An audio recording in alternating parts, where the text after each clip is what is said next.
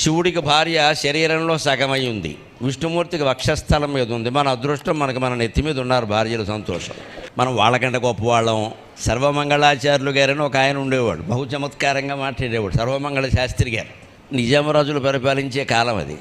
అందులో ఒక ఉద్యోగం ఉన్నాడు, శిరస్తాదార్, వాడి పేరు అది. శిరస్తాదార్ అనగానే ఈ పండితుడికి తోచింది, నీకు అర్థం లేకపోవడం ఏమిటా, నిన్ను పొగడడానికి అద్భుతంగా ఉంది. ఉరస్థదారో భగవాన్ రమేశక, పార్శ్వస్థదారో భగవాన్ ఉమేశక, శిరస్థదారో హి త్వమేవ రాజన్ అన్నారు. మా దేవతల్లో విష్ణుమూర్తి ఉన్నాడయ్యా, ఆయన ఉరస్థదారహ, దార అంటే భార్య, ఆయన్ని వక్షస్థలంలో పెట్టుకున్నాడు.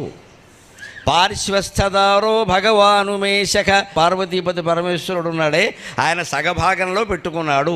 బ్రహ్మదేవుడు కూడా నాలిక మీద పెట్టుకున్నాడు. కానీ నీకు మళ్ళీ శిరస్థదారో త్వమేవ రాజన్, భార్యను నెత్తి మీద పెట్టుకున్నవాడు నువ్వు ఒక్కడవే ఉన్నావయ్యా అన్నట్ట.